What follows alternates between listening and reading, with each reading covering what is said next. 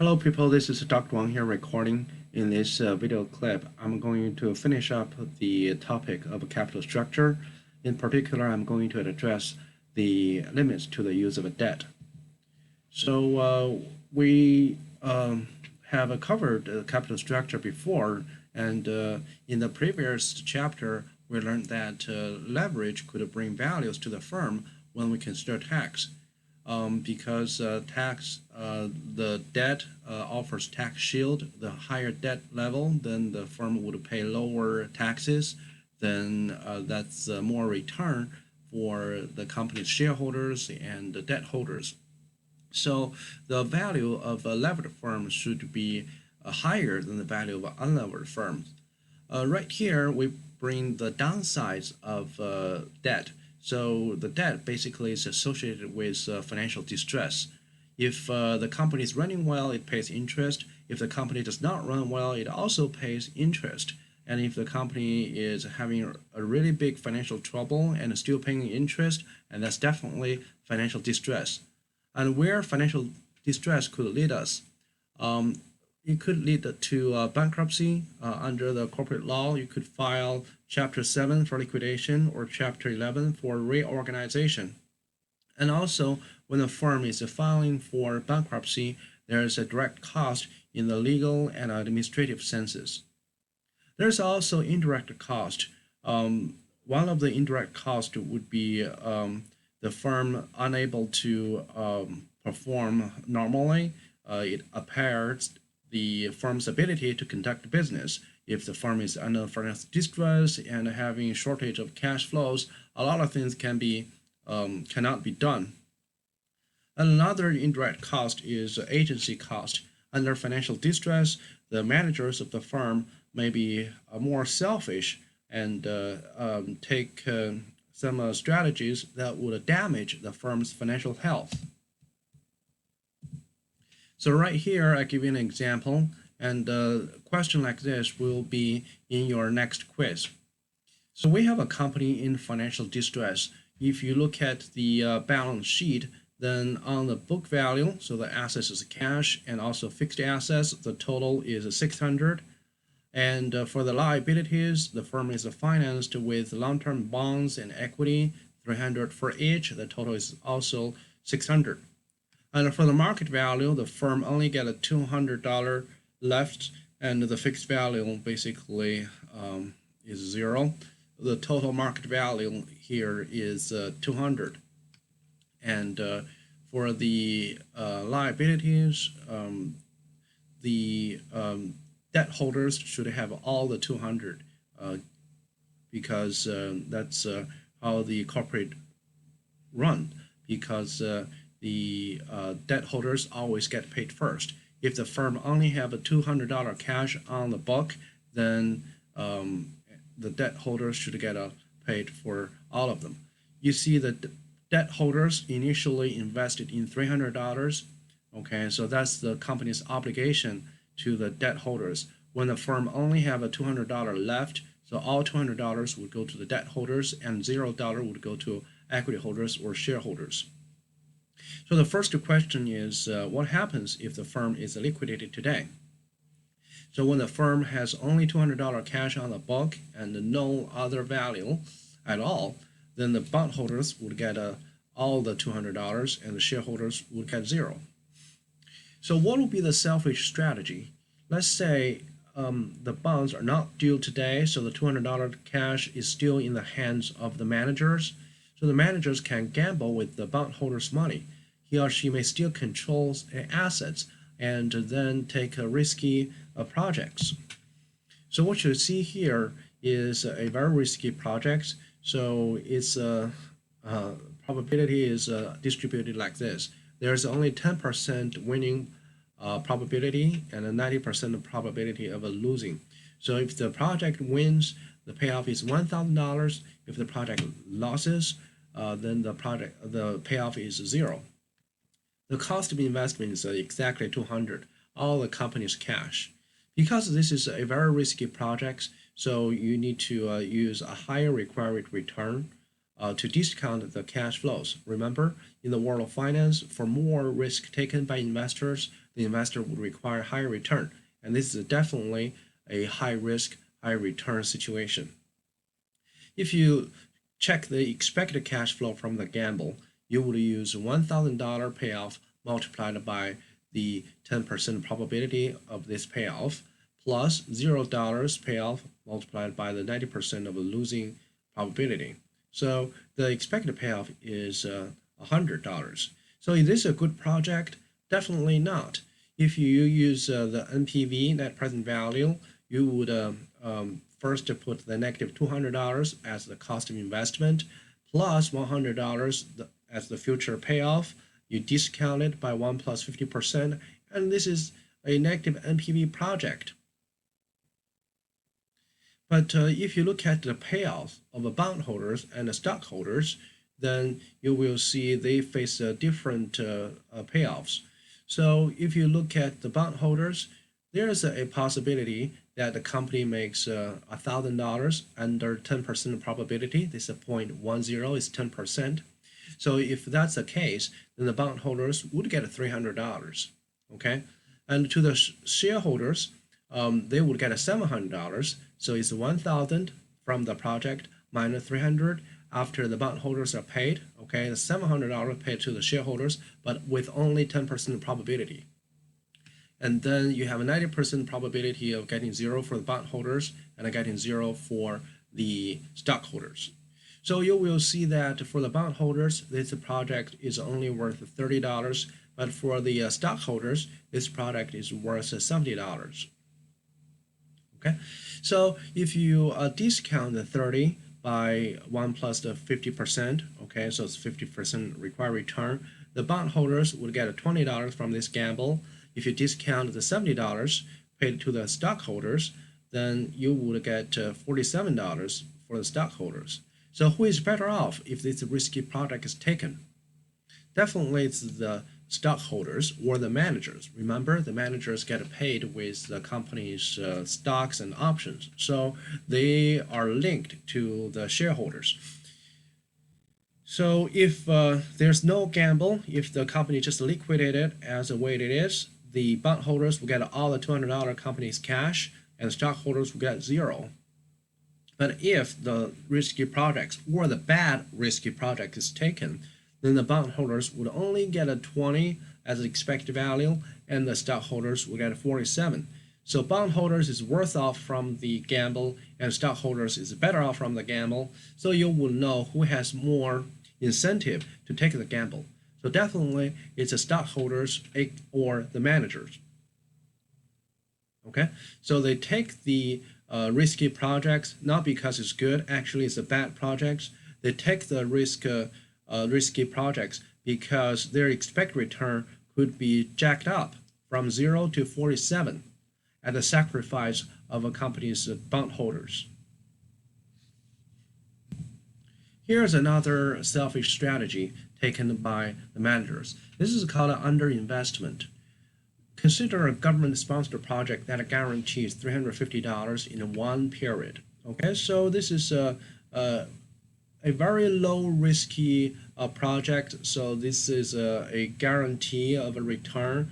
So it's a good project. The cost of investment is $300, and if you look at the NPV of the project, it's a positive. You put a negative $300 as cash flow 0, $350 as cash flow 1, use 10%, which is the low required return to discount the cash flow. You have a positive NPV, 18.18.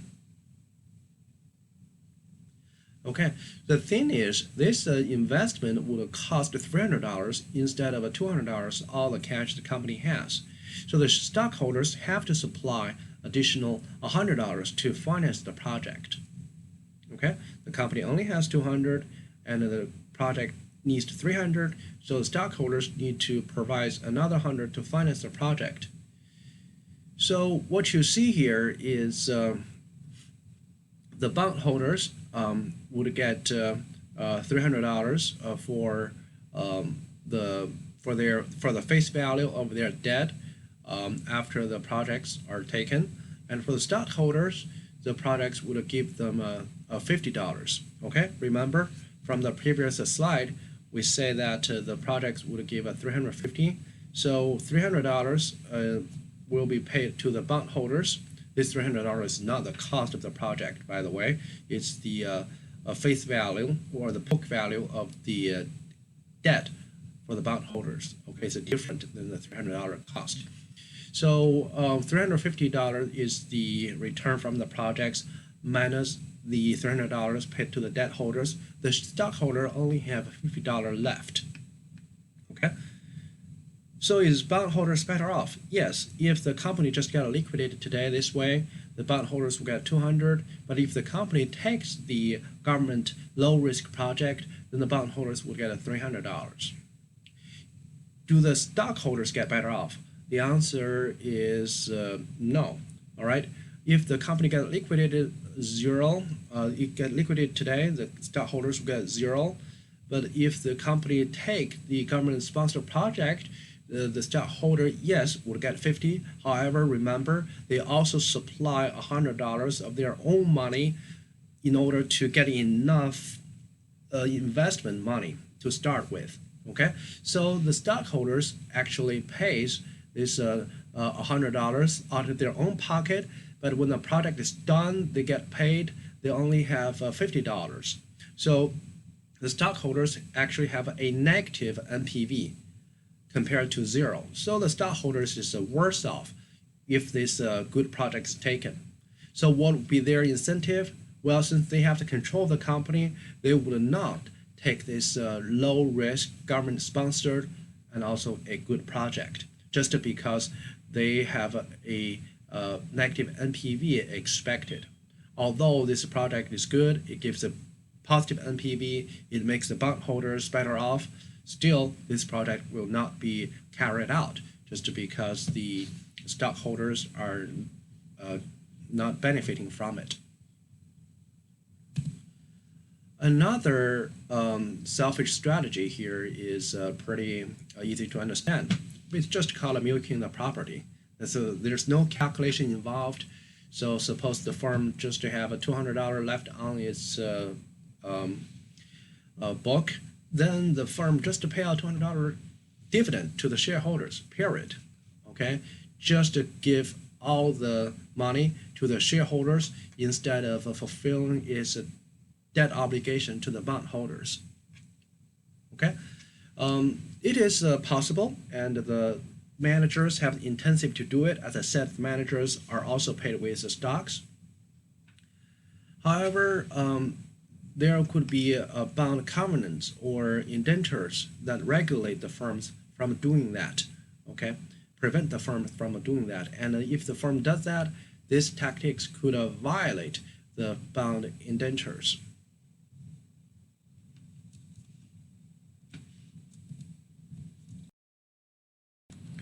So we have talked about several costs of debt, particular the agency cost during financial distress. So can the cost of debt be reduced? Somehow, yes, by setting up a protective covenants.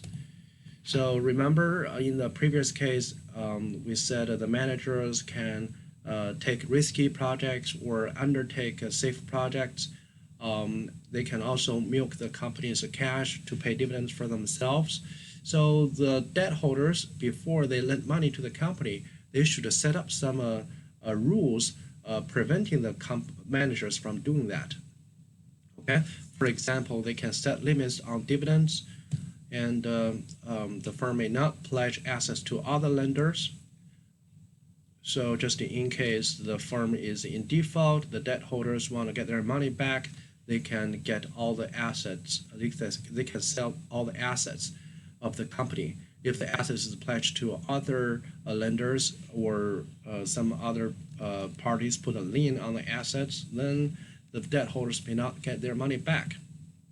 Okay, the firm may not merge with others, and this create liability issues. And also, the firm may not issue more long-term debt. So if the firm is already in financial distress, putting more debt would make the situation worse. And also, the firm must maintain a minimum net working capital, and cash is a big portion of net working capital. If the company doesn't have enough working capital, then the company is basically strangled to death. Then the debt holders will not get much money left. And of course, transparency is very important. The company must provide financial statements to lenders. And that can be consolidated. So it's the best if the company can minimize the number of parties or the debt holders, and this could reduce the contracting costs. If you just negotiate with one party as a lender, you will spend less money compared to negotiating with multiple lenders.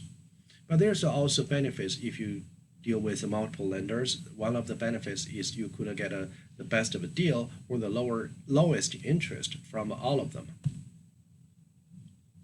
Remember, if the debt holders implement all of these components, they have to monitor the company financials, and there's also monitoring costs. So what's the trade-off theory? In the Modigliani and Miller theory, we learned that debt offers tax benefit, so that's the plus for debt. And also we learned multiple costs of debt, from direct to indirect, from agency cost to legal cost and administrative cost. So it's really difficult to express it with a precise and rigorous formula. So right here I can show you this picture. It is telling you about the debt level and the firm value. So in a world with no financial distress, the value of a levered firm would increase as the debt ratio increases. Okay, the more debt it has, the more value added to the firm.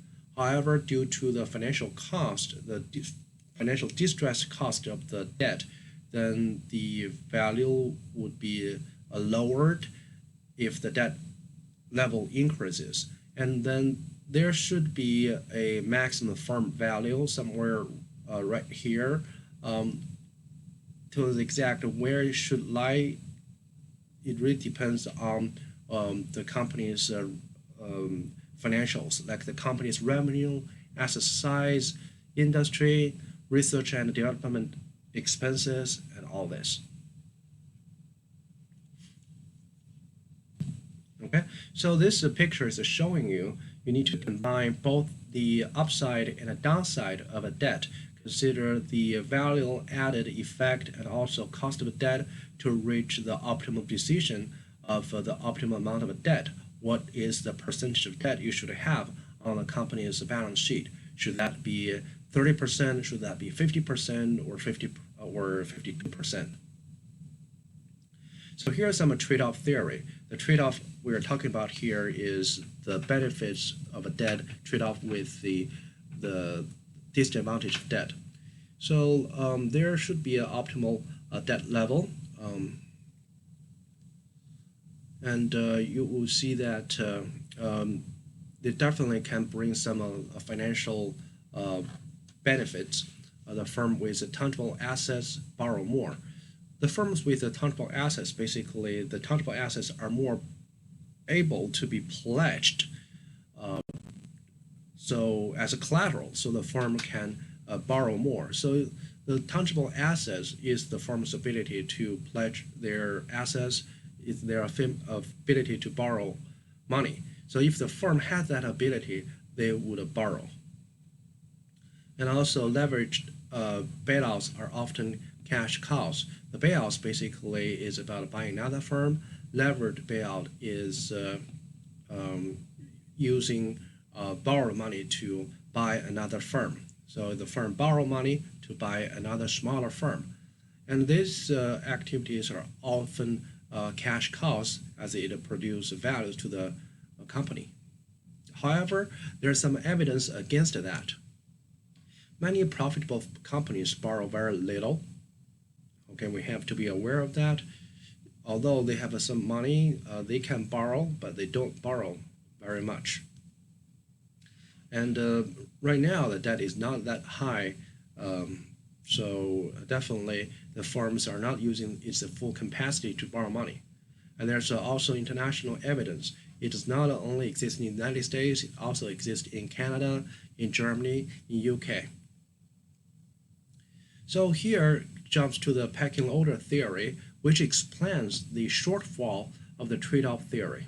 Okay, the shortfall of the trade-off theory is particular in this part. Many profitable companies, when they can borrow, but they borrow very little. So that violates the trade-off theory. So the pecking order theory brings to the idea of a different kind of financing activities. So this theory states that if the firm prefers to issue debt than equity if internal finance is inefficient. So what's the pecking order? The pecking order is the firm's preference to collect the capital, to raise money. The first order is internal equity, the second order is debt, and the third order is external equity. So the rule here is the firm should always use the internal financing because that's the safest, and there's no obligations, and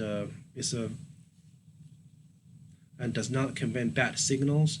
It's always preferred by companies, especially when they have a lot of profit. Okay, so what is internal financing? Internal financing basically is retained earnings. Okay, when the firm makes money, they have a net income accumulated to the retained earnings account of the company. They have accumulated all of cash. Then that provides a source of financing. So that's the internal financing. Instead of getting money from outsiders, from external debt holders or external stockholders. Okay, so the internal equity is the first choice, external equity is the last choice, and the debt is cut in between. So why is external equity is the last choice, and the debt is more preferred than the external equity? It's all because the issuer of the company or the managers have more inside information about the firm.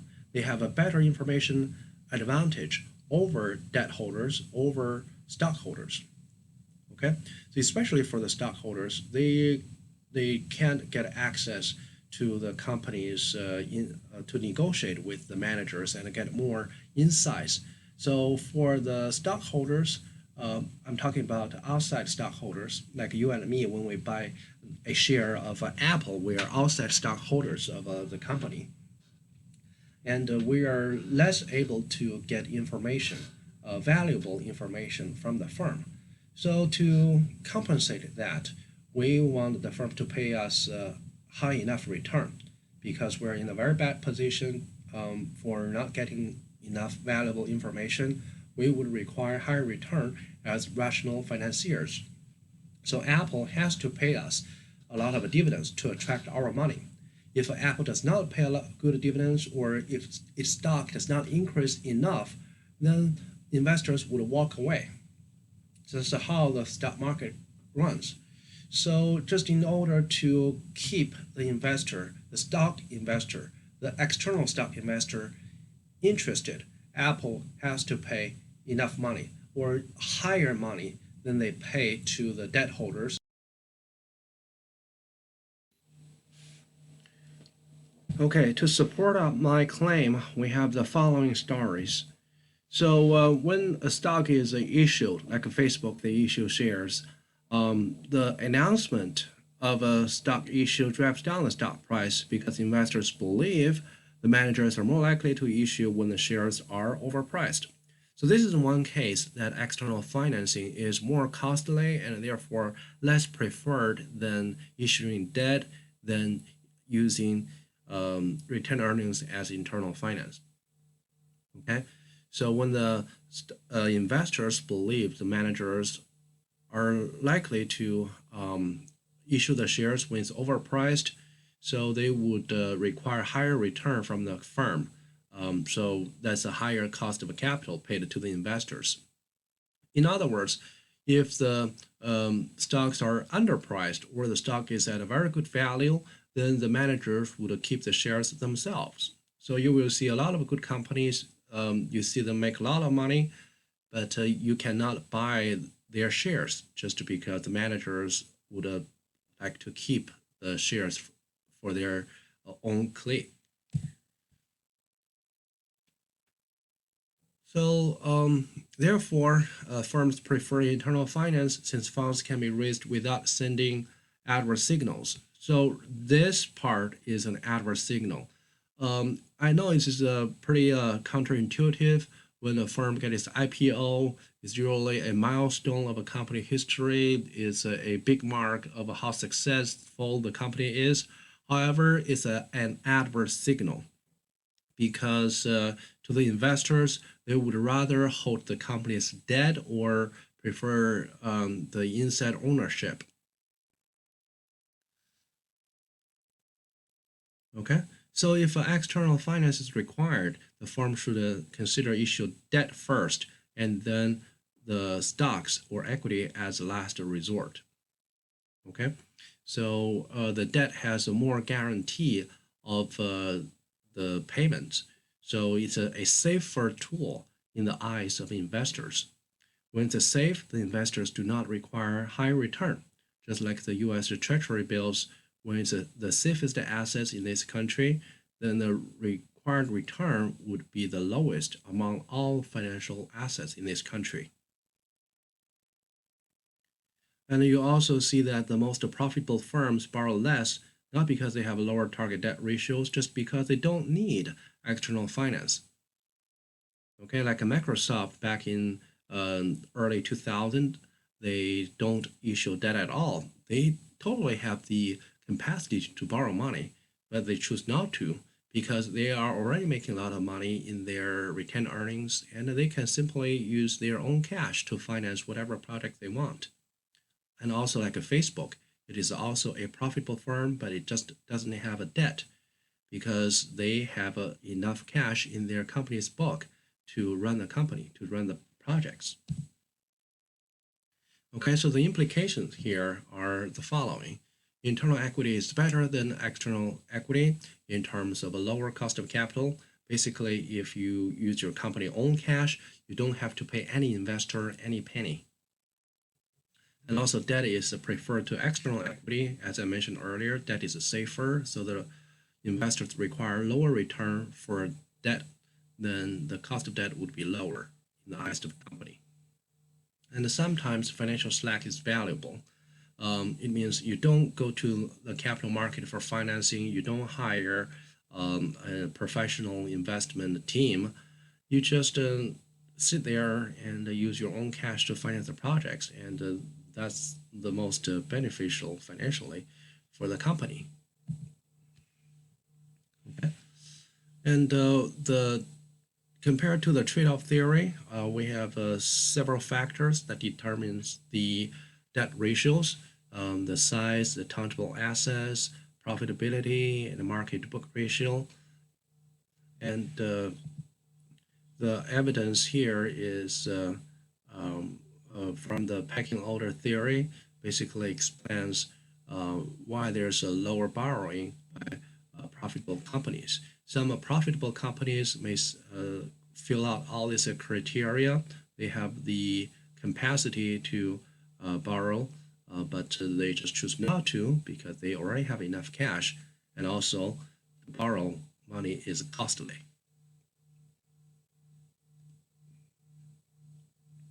Okay, so how firms establish a capital structure?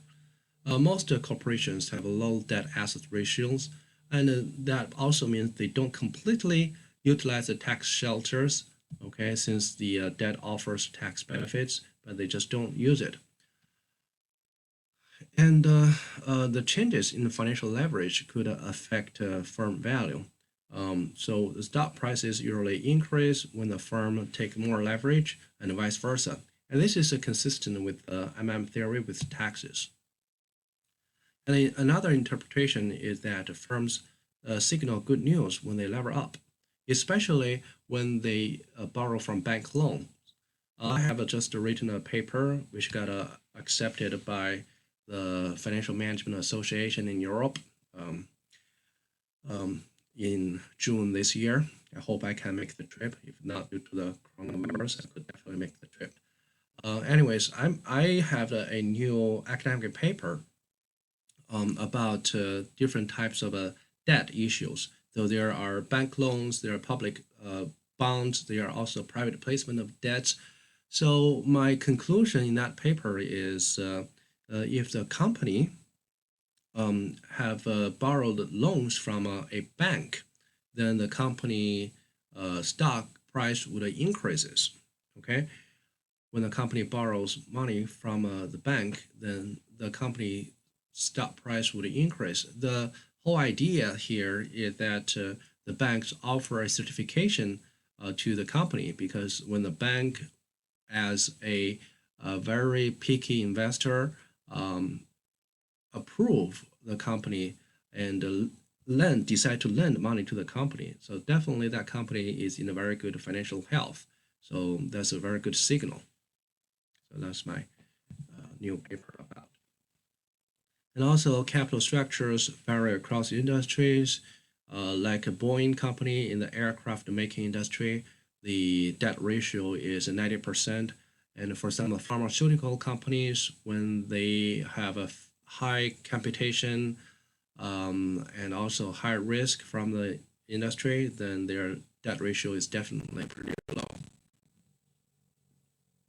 And some firms behave as if they had a target debt to equity ratio. And this could be forecasted by using different factors I mentioned above. This forecasting model is pretty accurate. So the factors in the target debt to equity ratio. So we have taxes. So the highly profitable firms should use more debt to get a greater tax benefit. Okay, and also types of assets, and that determines the distressed costs. And we also have an uncertainty of operating income. That is a risk parameter. So definitely, if you have more uncertainty, you don't want to put too much debt on your shoulder. And also pecking order and the financial slack. So if the firm has enough cash on its account, then just use that cash. It's called internal finance. And then the firm should use debt before they consider to issue stocks to the public.